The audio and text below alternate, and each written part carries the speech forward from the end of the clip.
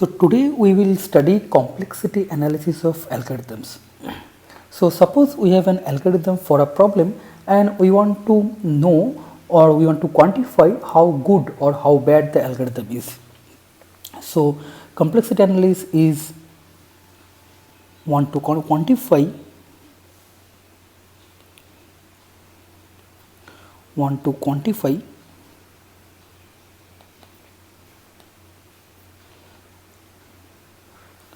how good or bad an algorithm is.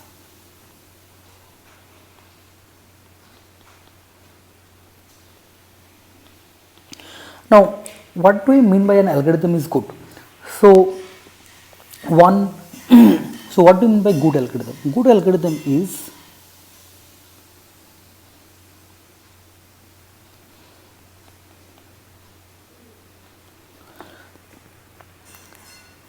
in an objective sense which takes less resource.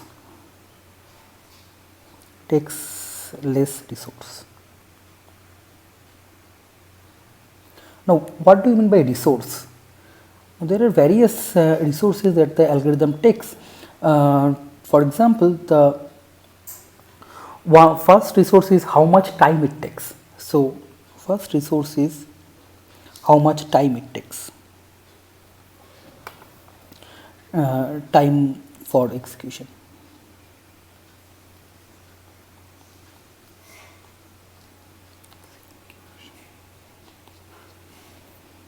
The second resource that we can think of is how much computer memory space it takes.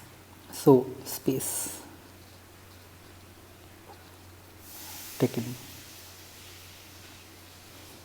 for execution.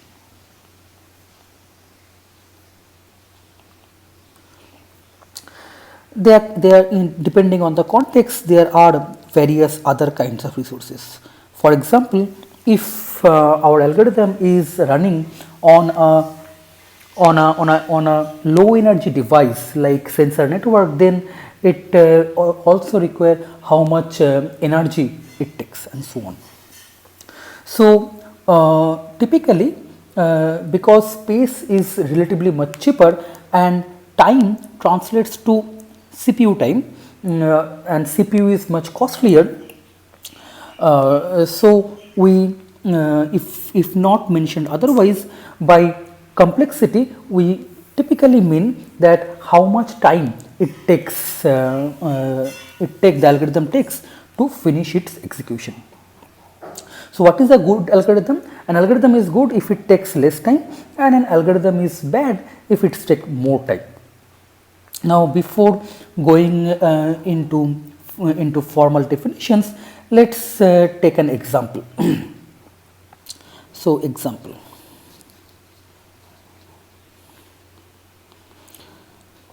So, let's write a pseudocode for a simple problem like searching an integer in a given array. So, suppose it int search, then it is an input array which is suppose int a, suppose it has an input array of length n. So, as you can see that this is not a valid C code. In C you can't write a within third bracket 1 dot dot n, and that is why this is not a C code, this is called a pseudocode. A pseudocode is a slightly high level language, it is in between English and programming language, where a programmer is convinced that this piece of code can be written in a programming language. So, the job of this function is to search in this integer array for a key, and if it is present there, then it should return the index where it is present, and if it is not present, then it should return something like -1 or something. Okay. So, it is a very simple program. So, suppose we can run a for loop for I equal to 1 to n. If ai equal to key, again observe that if in C if you write ai equal to key, then it won't make comparison, it will make assignment, but we are not writing C code, we are writing pseudocode. So, if ai equal to key, then return I. So, this is the body of the for loop, and if it is not found, then return -1.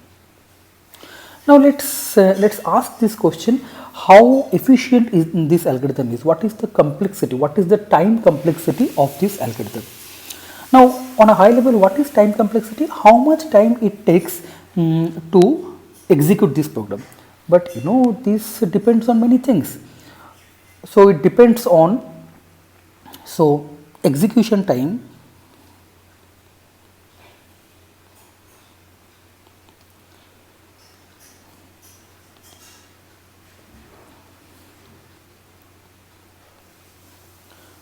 depends on, for example, in this case it will depend on the value of n, the size of input,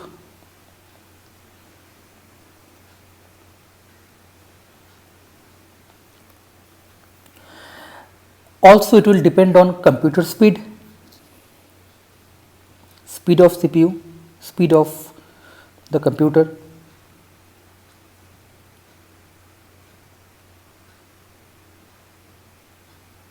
speed of the computer where it is running. Also it will depend on the key. For example, if key equal to say A1, then in the first iteration of this for loop itself, the key will be found and it will be returned. Then the algorithm will finish much quickly. On the other hand, if this key is not present in this array A, then this entire for loop will run, and then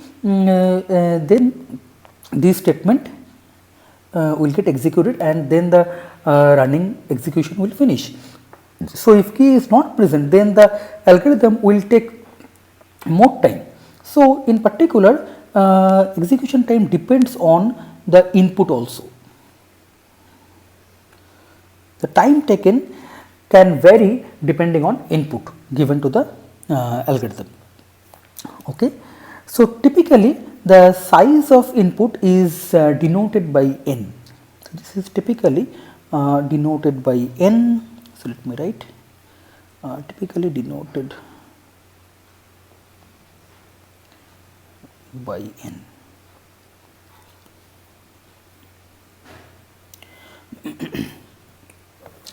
Okay.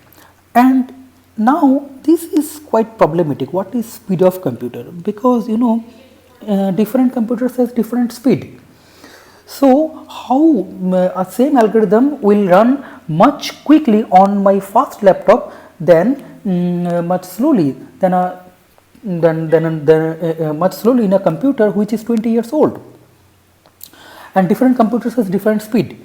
Now, to take care of this, to tackle this issue, so we ask a slightly different question. It should, so our analysis of the algorithm should not depend on the final computer where it will run. So, instead of asking what is the execution time, we ask, so modified question,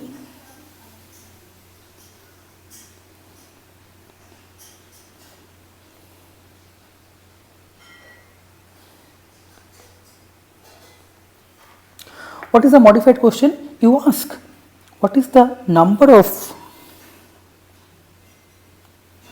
so let me just write, what is the number of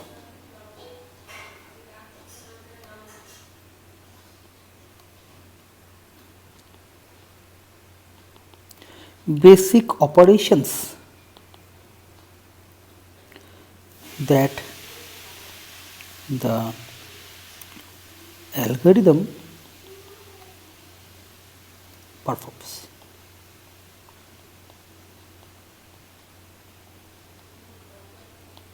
So what is the number of basic operations? Now what do you mean by basic operation? A basic operation is what the name says. It should be a basic operation which can be executed quite quickly in any computer, and quickly means in the number of CPU cycles. For example, the basic operations is the basic arithmetic operations like addition, division, multiplication, subtraction, and all those basic comparisons that the computer can do. So a basic operation here is maybe this assigning I equal to 1, I to 1, then comparing AI with the key, and then returning I, because if you remember, then when function returns, it basically writes this value in a particular place in the memory, in the call stack, and from where the calling function will read it. So all these basic steps that can be executed in constant times, in small amount of time. Okay, and so if it turns out that if the number of basic operations that our algorithm performs, first of all, it should be a function of n, because it depends on input size. So suppose for the time being, if the number of basic operations is some f of n, then we know that if a computer is a fast computer, if it can execute one basic operation in say 10 nanosecond, then the time that the algorithm will take to run on that fast computer will be f of n times 10 nanosecond. On the other hand, if it is a very slow computer where the basic operation running one basic operation takes say 10 microsecond, then the time required for the algorithm to run on that computer will be 10 microsecond times f of n. So just changing the question slightly, just changing the requirement of asking the execution time, and instead ask what is the number of basic operations that the algorithm performs, we have got rid of this part. Now this number of basic operations performed does not depend on the speed of the computer. So this is what is called time complexity. Although it is not strictly speaking time, but this term is called time complexity. So what is the time complexity? Time complexity is the number of basic operations that the algorithm performs. Okay, so this is time complexity. Let me write. Time complexity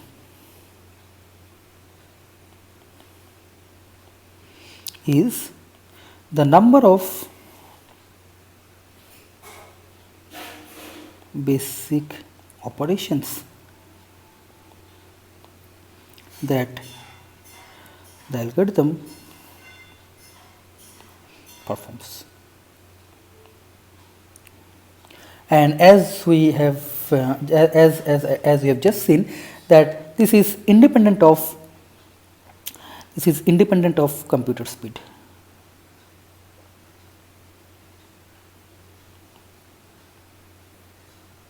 Of the speed of the computer.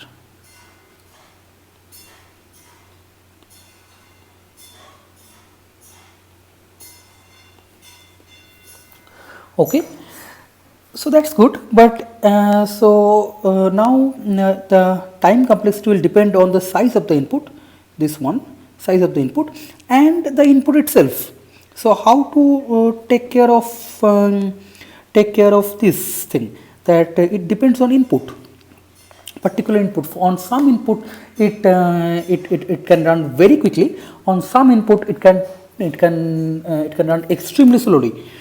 So to take care of this, we look at three types of time complexities. So one is worst case time complexity,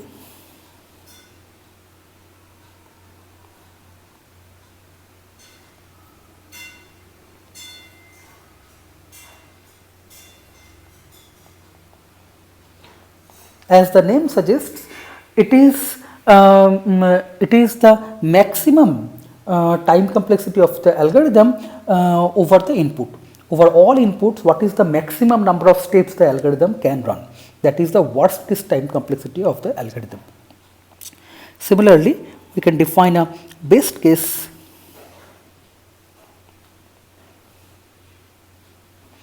time complexity, and as the name suggests, it is the minimum number of steps the algorithm will run over all inputs.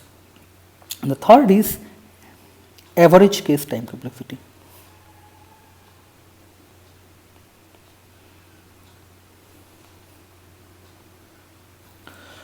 Now, suppose the input is coming from a distribution. For example, suppose the inputs are distributed uniformly at random. Then what is the expected number of steps the algorithm will run is the average case time complexity. Now, we will mainly focus on worst case time complexity, and in few one or two cases we may also focus on average case time complexity. So why we focus on worst case time complexity? There are a couple of reasons. So we will focus on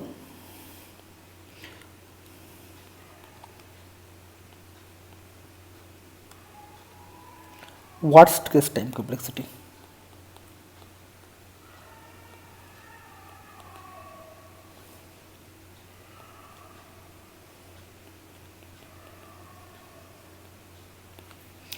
So why? Because there are a couple of reasons.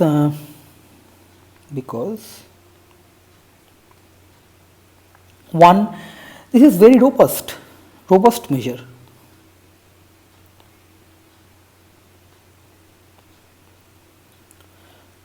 It's like engineer's choice. We are engineers, engineer's choice. It's like you are designing an algorithm, and if you show a bound on worst case time complexity, you are saying that it doesn't matter how bad the input is for the algorithm, for my algorithm is never going to take more than this number of steps. So it does not depend on the input. On the other hand, and the algorithm may run for few steps on one or two inputs. That will make the best case time complexity very attractive, very less. On the other hand, and there can be many inputs where the algorithm runs horribly. So that's why best case time complexity is not so robust. So worst case time complexity is very robust, and as we will see that it is easy to compute.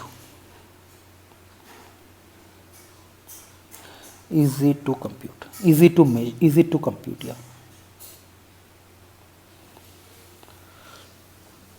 Okay. Now let's go back and find the worst case time complexity of our search algorithm. So let's use a different color pen. So let's see how many number of basic steps that our algorithm performs.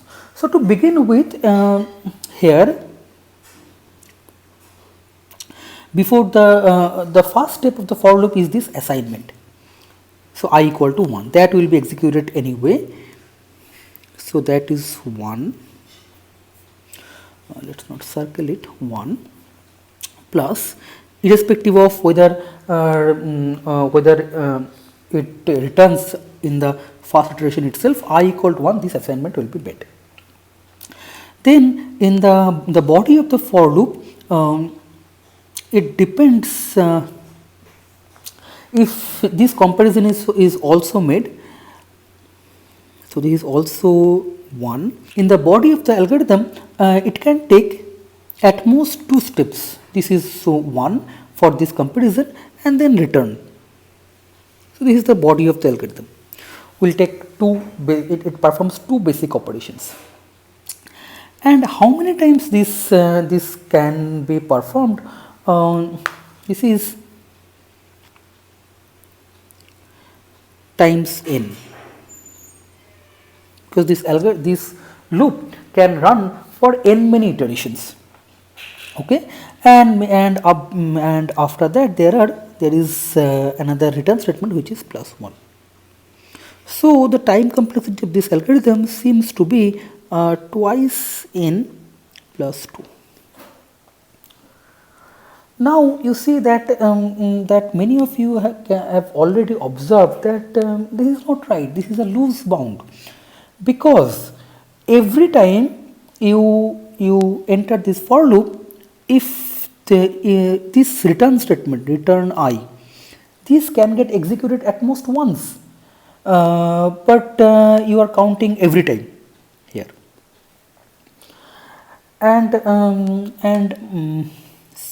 we have also missed one thing. So for example, even in this for loop, the first is I equal to 1. If you unravel this for loop and find this, write the C code, then it will be something like I equal to 1 semicolon I less than equal to n,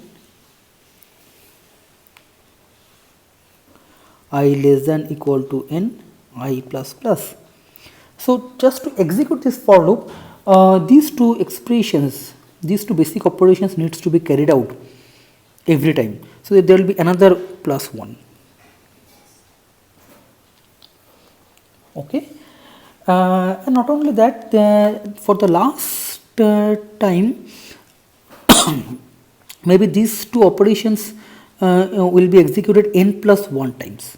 So maybe then another 1 plus 1. Here is also another one. So this looks like that this will be not this. This will be roughly like 4n plus 4.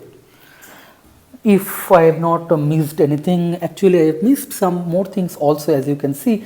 If you look more and more carefully, as I said, that this is loose because this return statement will be executed at most once, whereas I am counting it many times here.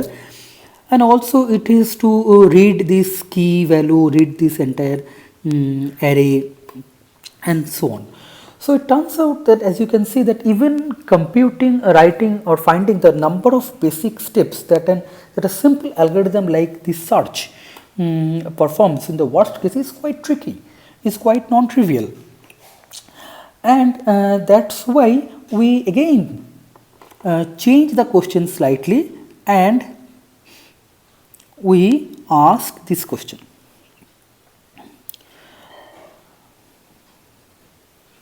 That we ask asymptotic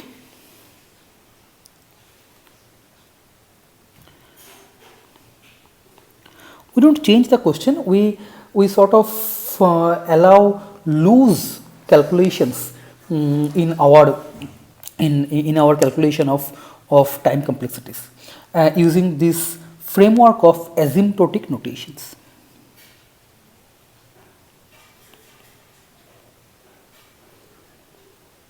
So what is asymptotic notation? So let's motivate this first. As you can see that finding this exactly what is the exact worst case number of steps that the algorithm performs is quite tricky, and that's also not required. Why not required?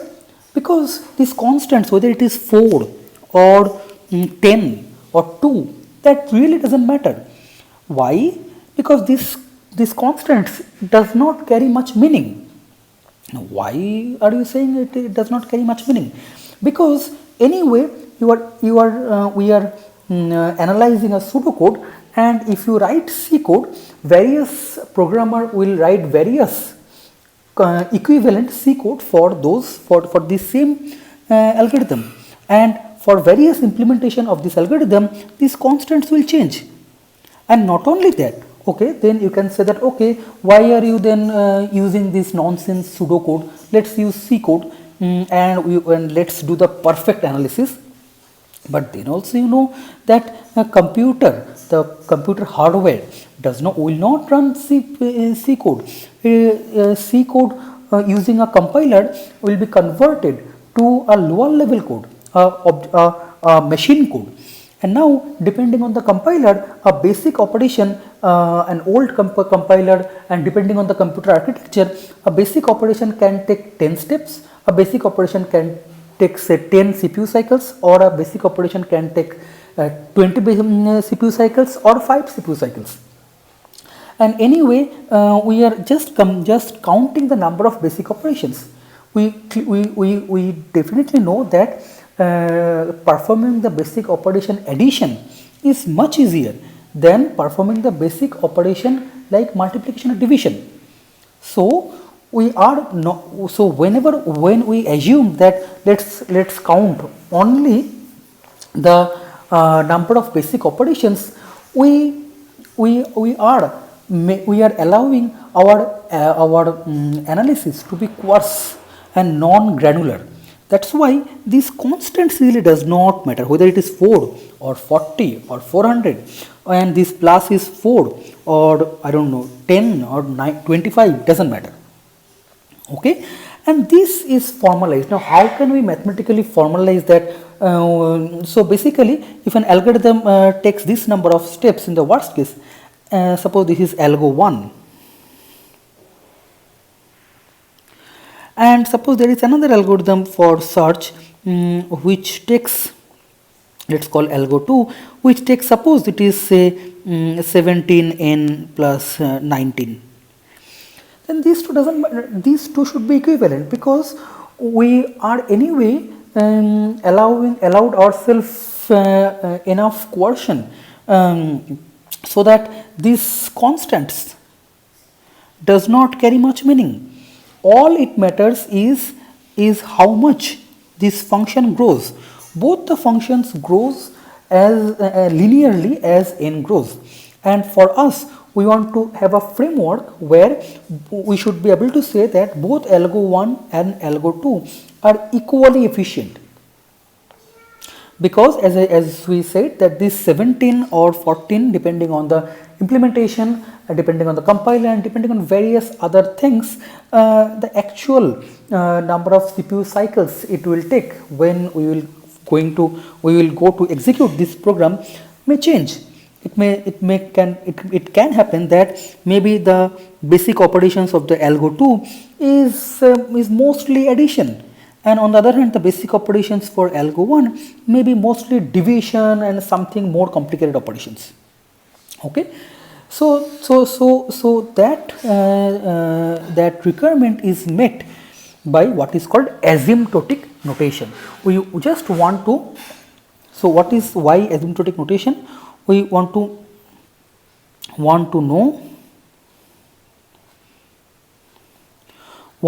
formalize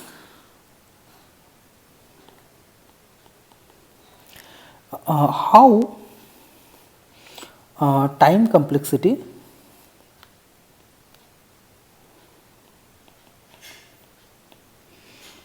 grows with input.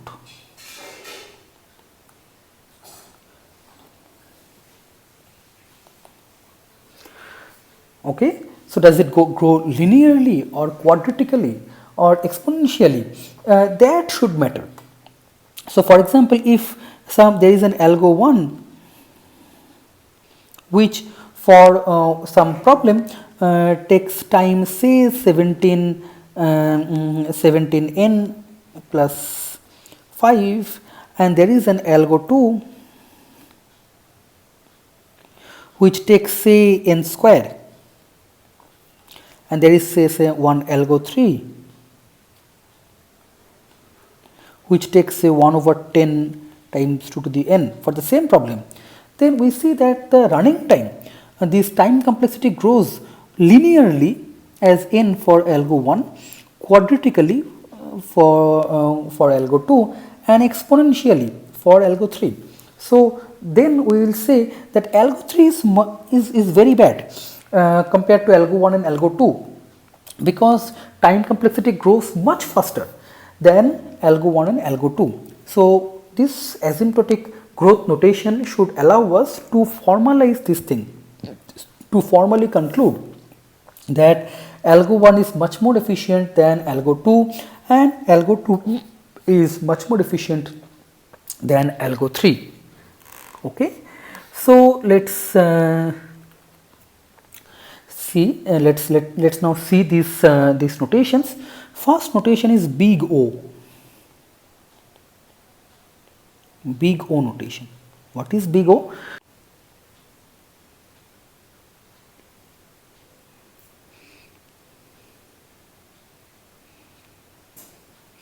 Okay, suppose we have two functions f and g, both from set of natural numbers to set of natural numbers. Our natural number set is 0, 1, 2 and so on. We will say, so this is the definition, we will say that f of n is big O of g of n. So okay, let me first say that, tell the intuition. It basically says that gn is the upper bound on fn, so up to some constants. So fn does not grow faster than gn. Okay, so that is the intuition. For example, in this one, the time complexity of algo 1 should be big O of n square, because 17n plus 5, this grows linearly. On the other hand, n square grows quadratically. So we should be able to say that 17n plus 5 is big O of n square. Okay. Now let's now define it formally. So fn equal to big O of gn, it means that there exists, we will say that fn equal to big O of gn if there exists a constant c which is positive, and there exists a constant c, and a constant n naught which is a natural number, such that f of n is less than equal to c times some constant times g of n for all n beyond n naught. So maybe graphically,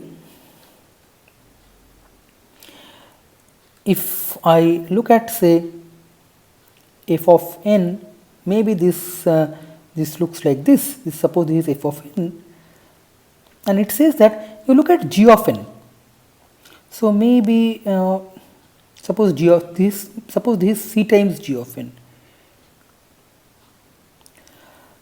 This is n here, and suppose this is the function value y,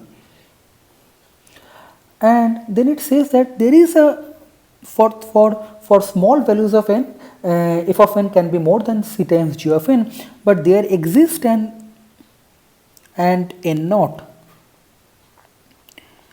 such that beyond which f of n always, the graph of f of n always stays below the graph of c times g of n. Okay, so using this you prove that, so take this as a homework, prove that, say, 17n plus 5 equal to big O of n square. Okay, so big O of n is the most useful asymptotic notation that we will use. We will often say that the running time, or the worst case running time of our algorithm is big O of n square, which basically says that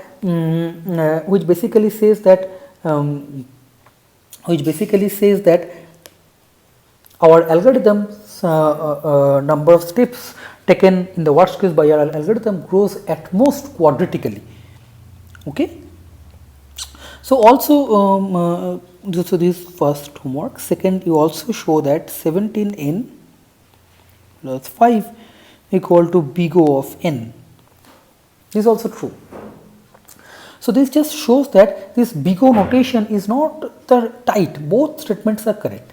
Both 17n plus 5 equal to big O of n square and 17n plus 5 equal to big O of n, both statements are correct. It just shows that the first statement is not the tightest possible.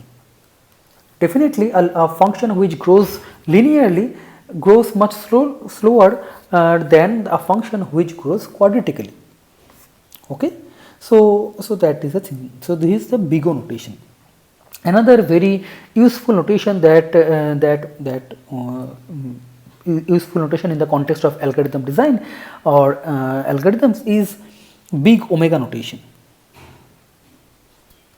So this is read as Fn equal to big O of Gn or Fn equal to O of Gn, simply O of Gn, or Fn equal to order Gn.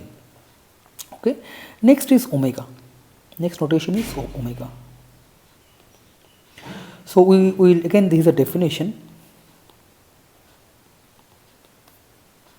We will say that Fn equal to big omega of Gn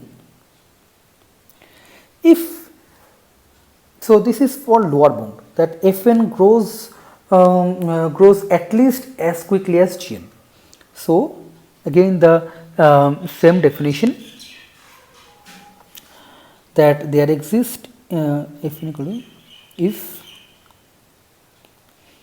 there exists a constant c greater than 0 and a natural number constant again n naught, such that f of n is greater than equal to c of g of n for all n greater than equal to n naught. Okay. So this is big omega, and you again show that this again homework, that 17n plus 5 equal to big omega of n. Okay. Our third notation, as you can see, so you can also show that this 17n plus 5 is equal to big omega of log n. But this is loose and this is more tight. So as you can see that big O notation and big omega notation, you can allow looseness. For example, if you show that the worst case time complexity of your algorithm is big O of n square, that does not mean that the worst case time complexity of your algorithm can't be big O of n. It just says that it does not grow faster than n square, but it can grow, say, big O of n. It can grow like linearly, it can be a big O of n. So there is one notation which is big theta. What is theta? So we say that Fn equal to theta Gn if it is tight, that means it can't be improved. If two conditions, Fn does not grow faster than Gn, Fn equal to big O of Gn, and Fn does not grow slower than Gn also, Fn equal to big omega of Gn. Okay. So these three are the most useful asymptotic notations: big O, big omega, and big theta. So there are two more notation which is also useful, but definitely much less used than these three notation. The first one is small o. Small o. We say that Fn equal to small o of Gn. Basically, it says that Fn grows strictly lesser than Gn. Okay. So what does it say? It says that for so if Fn equal to small o of Gn, we will say that Fn equal to small o of Gn if it does not matter what constant you take, for all constant c greater than 0, there will exist an n naught such that beyond which Fn will grow such that f of n is less than equal to c of Gn for all n greater than equal to n naught. Okay, so it doesn't matter what C you pick, there will always exist an n naught beyond which Fn will grow strictly smaller than C times Gn. There is an analogous notation of small omega. Fn is small omega of Gn if again Fn grows strictly faster than Gn. So again we will say that Fn equal to small omega of Gn if for all constant C greater than 0 there exists natural number n naught such that Fn is greater than C times Gn. This will also be strictly greater. So this will also be strictly less. So for example, this is a wrong statement that 17n plus 5 is not equal to small o of n. Okay. So these are the basic asymptotic notations, and now let us see a few properties of these notations, which is very easy to prove, and thus I leave it as an exercise. So you prove it. So properties.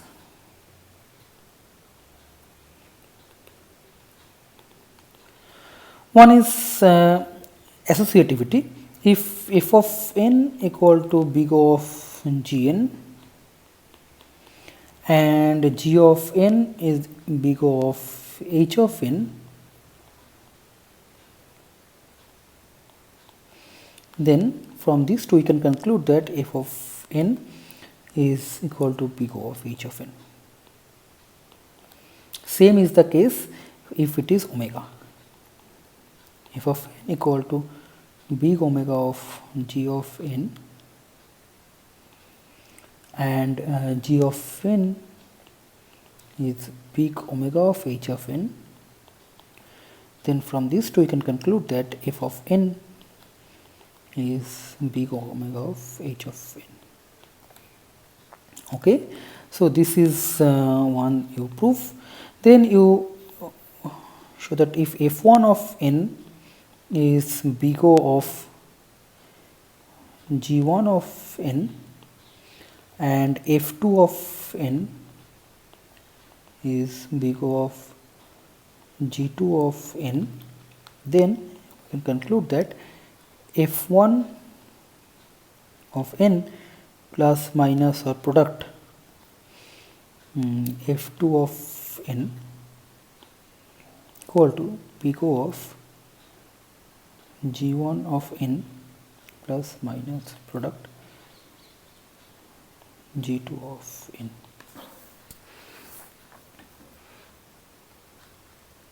Okay, so this also holds for theta. So same thing holds for theta. So this omega big O or big omega or big theta.